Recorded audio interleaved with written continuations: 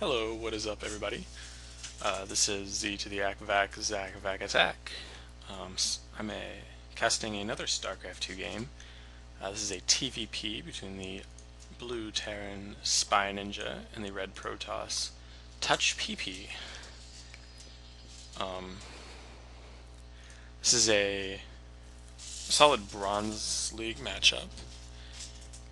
This was sent by one of my many fans. It was sent in and with the promise that it would be interesting and that I would not regret casting it, so hopefully this is true. If anyone else has any videos, not videos, StarCraft 2 replays that they would be interested in having me cast, just hit me up on YouTube. There should be a way to message me from this video, and I will give a look at it. It doesn't have to be bronze, but I prefer platinum or below. Anyway, this is a short air rush distance, so I would not be surprised to see the use of warp prisms or medevacs for some drops. It looks like blue just has a standard open. Got the block. I don't believe Touch was gonna. No, Touch was not able to make it up with the scout. But he does throw down the pylon here. Looks like Touch has a fairly standard open. He gets a cybernetics core and researches warp gate. This is not so standard. SpyNinja is getting a command center really near his opponent's base. I really am interested to see how he's going to use that. I don't think I've ever seen this before. This is about the right timing for an expand, but usually most people will take this expand here rather than... I don't know whether he's going to try to take this one, or... I'm really not sure what he's going to do. So yeah, that would be interesting. He's putting up an engineering bay here, and he's only got the one racks.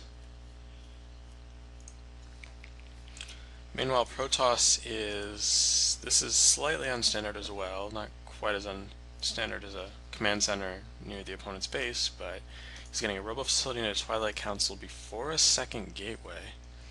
And it looks like he didn't even get any zealots. He only has 2 stalkers right now. So yeah, both players doing slightly unusual tech and cutting on early attacking units.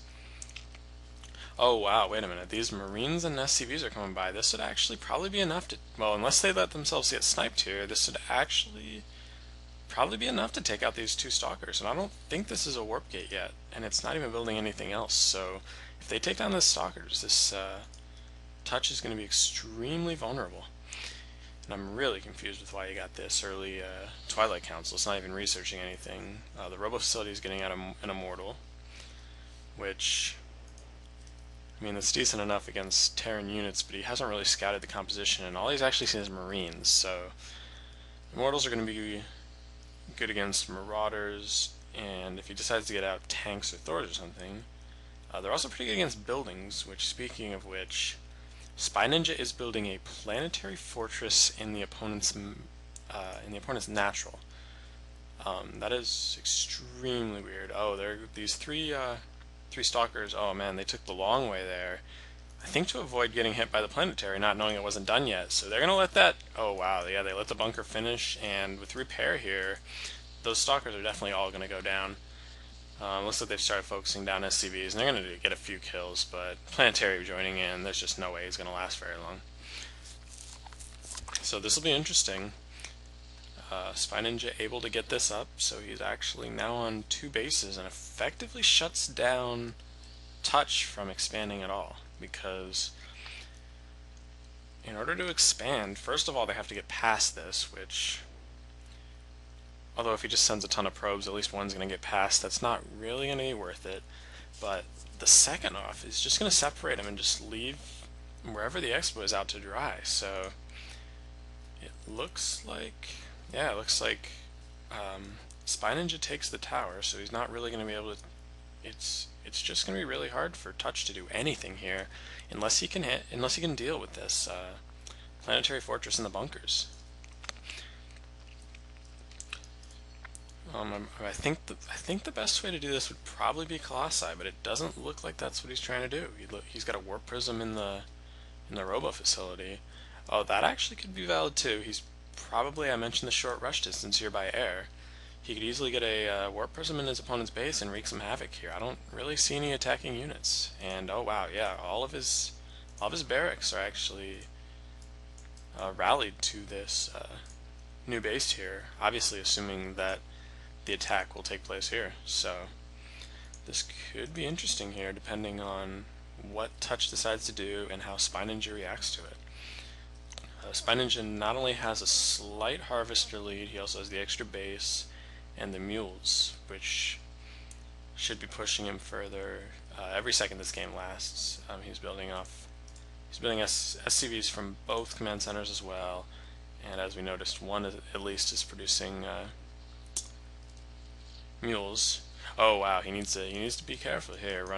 He's got the rally point set to here, so all his guys from the main base barracks are just gonna go right past these units. Oh wow, yeah, and he got the warp prism warped in these stalkers here, and although marauders do pretty well against stalkers, when you have 4 stalkers against 2 marauders, that's just not going to be a great matchup. These SCVs are going to have to join in here. And it looks like the stalkers are just focusing on the SCVs, allowing the marines free reign to shoot them, so although more are coming in, yeah, 4 more stalkers, this is going to be tough to pull, tough to handle. He needs some marauders to come out. Here's one, but that's really not going to be enough. Although the stalkers are continuing to focus down the SCVs, and every hit that marauder gets, it does double damage versus armored, and stalker is definitely considered armored, so he's actually able to shut it down. Well, there's more getting warped in here, but I don't think this should be a huge problem now. He's got the 3 marauders. He really needs this one down here to be up here. Oh Jesus, and he's not able to see inside that, so I think this should be enough to kill it though. But if he can warp in another round, he's going to be in trouble. Although never mind, there's more coming in. This is going to be enough to clean it up.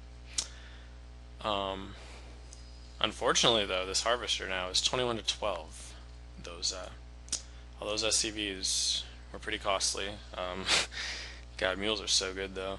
Let's see how this income adjusts, because I wouldn't be surprised if it's almost caught up despite half the, yeah, look at those, 720, 740 to 640. It's just so unfair. The mules are just making such a huge difference. And the fact that he's on 2 base I think is going to increase it a bit as well, but anyway, we see a really even supply count, which actually means that the army value is going to favor SpyNinja, because he has 5 less harvesters, so 5 less of this. Well, now it's almost exactly even in terms of supply, so, or in terms of army value. Oh wow, he needs to not do this as well. Same problem he had earlier. He really needs to, that's just a huge mistake. He can't be losing units like that. He needs to know that these units on the high ground here are just waiting for them to come from either side there. For some reason, Touch is actually supply blocked. Oh, it looks like this pylon was taken down. Oh wow, to allow for a double expand of the gold. That is going to be interesting. He's not really behind now. The harvester counts up to even, and Touch is actually ahead now in supply, which means that his army is actually a fair bit bigger. But he's going to have to do something here. Well, he's going to do something. He's pushing out with his entire army. You can't really blame him, because if he doesn't and his golds get caught up, it's going to be game over either way. But there's just no way he's going to break through this. These bunkers both attacking. He's got guys within range of both of them. The planetary fortress just cleaning up, not even taking any damage. It's got that 3 armor, so the immortals do 50 damage, so that's down to 47.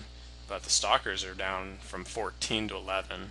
And Touch has left the game. There's the GG, and it's over.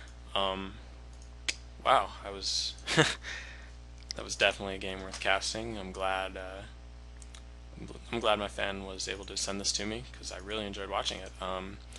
Neither of these were done, but once it was done, it was going to be pretty much game over.